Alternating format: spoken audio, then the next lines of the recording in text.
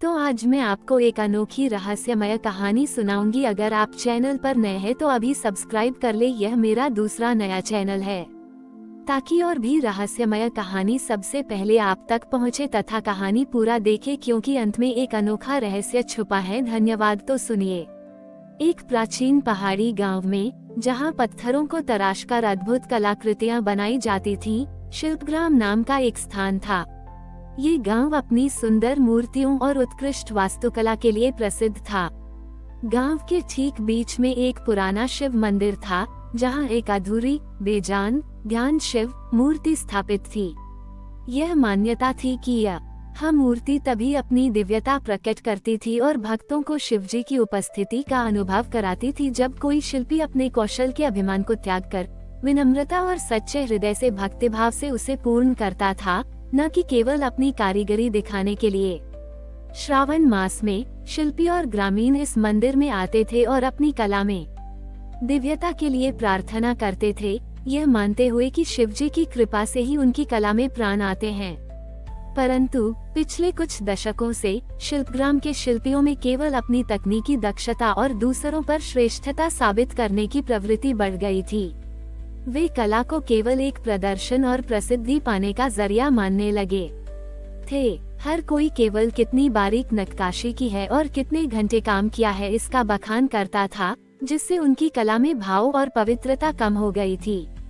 इस बदलती हुई मानसिकता का परिणाम ये हुआ कि भले ही गांव में कई प्रसिद्ध शिल्पी थे, पर उनके काम में वास्तविक आत्मा और आध्यात्मिक गहराई की कमी थी।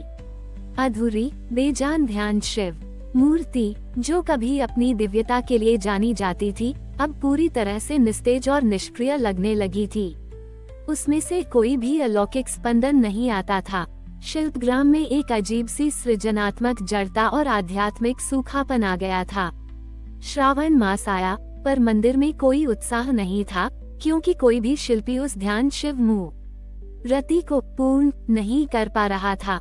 कुछ पुराने और सच्चे कलाकार चिंतित थे, क्योंकि उन्हें पता था कि मूर्ति का निष्क्रिय होना उनके भीतर के अभिमान और शिवजी की नाराजगी का संकेत है।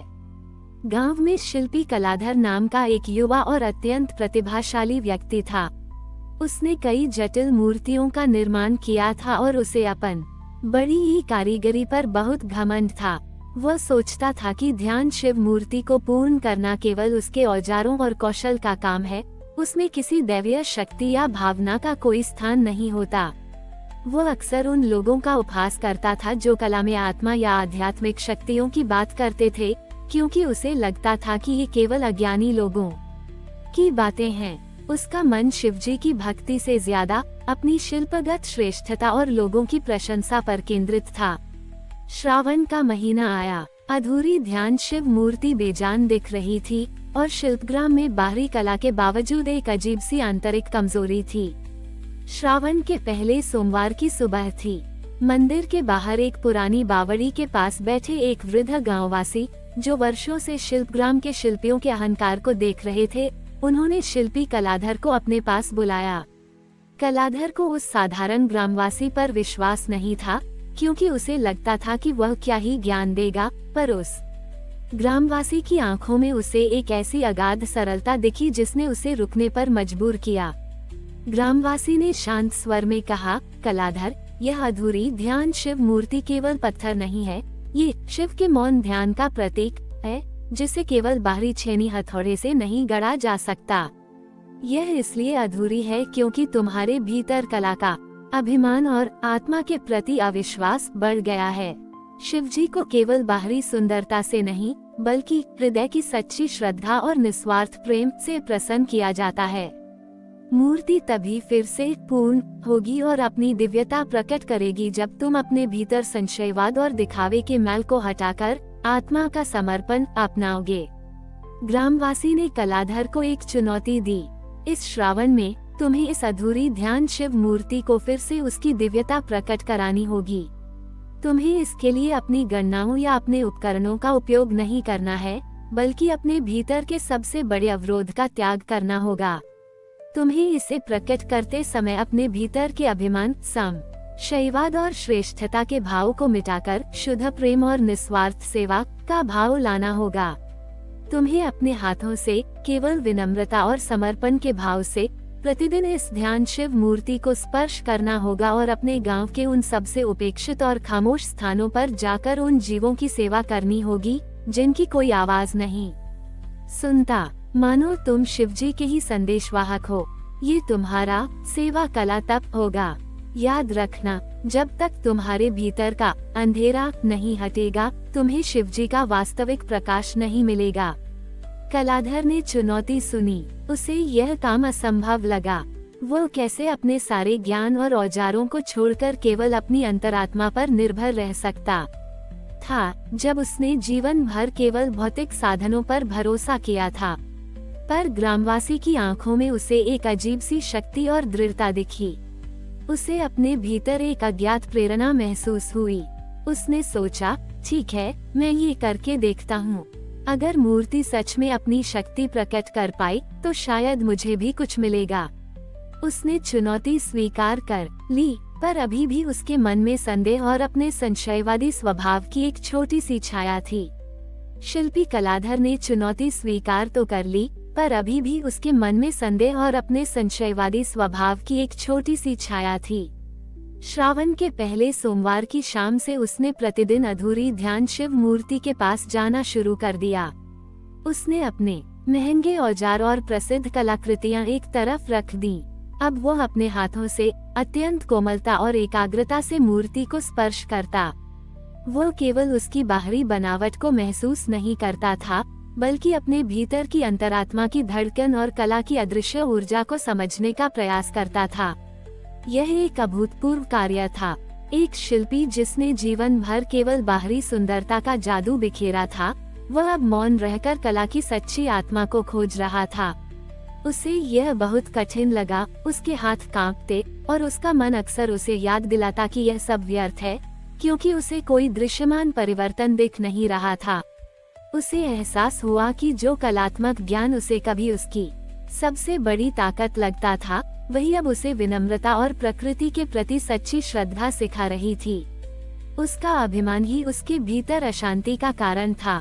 धीरे धीरे जैसे जैसे कलाधर हर दिन निस्वार्थ भाव से ध्यान शिव मूर्ति को स्पर्श करता गया और उन भूले बिसरे कलाकारों की कहानियों को सुनता गया, जिन्होंने केवल भक्ति भाव से कला का सृजन किया था, उसे केवल शारीरिक प्रयास ही नहीं बल्कि एक आंतरिक बदलाव भी महसूस हुआ।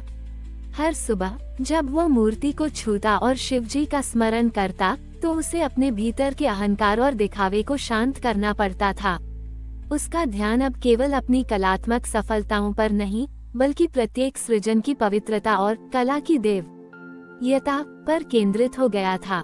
ये स्पर्श केवल मरम्मत करना नहीं था, ये उसके आत्मा का शुद्धिकरण बन रहा था, शिवजी को अर्पित एक तपस्या।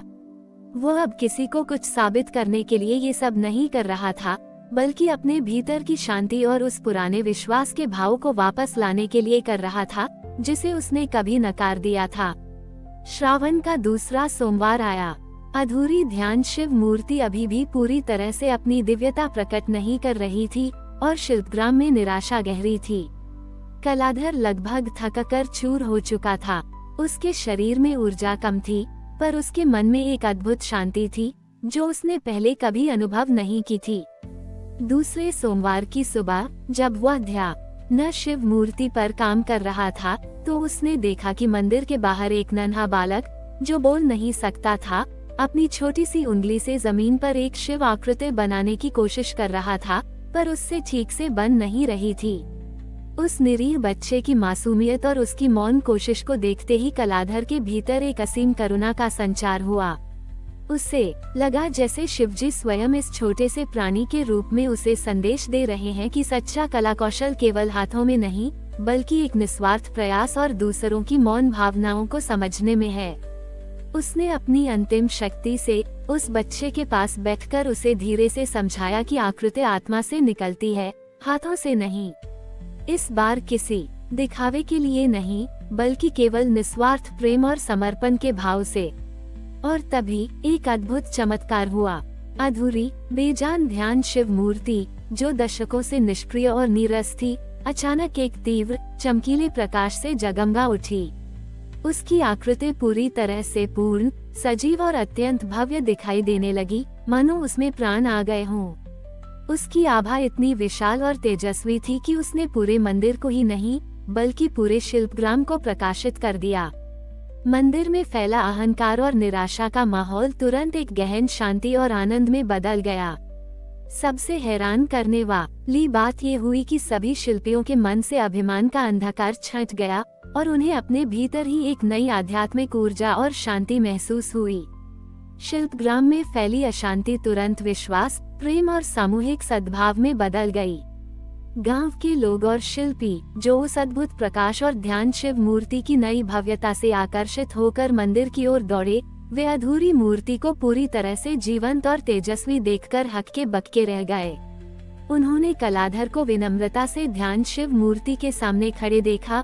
उसके चेहरे पर एक ऐसी दिव्य शांति और करुणा थी जो पहले कभी नहीं थी। उन्हें एहसास हुआ कि यह केवल एक चमत्कार नहीं था, बल्कि कलाधर के भीतर के शिल्पगत अभिमान, त्याग और अटूट निस्वार्थ सेवा का प्रतिबिंब था, जिसने गांव को सत्य के उजाले से भर दिया था। शिल्पग्राम वास्तव में सच्ची कला, विनम्रता और आध्यात्मिक अंतर्दृष्टि का स्थान बन गया था। कलाधर, जो कभी अहंकारी और अपनी कारीगरी में लीन रहने वाला माना जाता था, अब शिल्पग्राम के लिए एक प्रेरणा और सच्चा गुरु बन गया। उसने शिल्पियों और लोगों को सिखाया कि सच्ची कला केवल बाहरी सुंदरता में नहीं, बल्कि अपने भीतर की विनम्रता, निस्वार्थ प्रेम और हर सृजन में आत्मा को स्थापित करने में मिलती है। अधूर बड़ी ही ध्यान शिव मूर्ति अब केवल मंदिर का प्रतीक नहीं थी, बल्कि एक निरंतर याद दिलाता था कि सच्ची भक्ति और आत्मा का समर्पण ही सबसे बड़ा प्रकाश है और वही हमें शिवजी के वास्तविक स्वरूप से जोड़ता है। हमारी और भी आध्यात्मिक एवं अनोखी कहानियाँ देखने के लिए हमारे चैनल पर जाएं तथा धार्मिक एवं पौराणिक अनोखी कहानियाँ हमारे चैनल पर है। कृपया जाके देखें तथा हमारे चैनल को सब्सक्राइब करके रखें और वीडियो लाइक जरूर करें। धन्यवाद।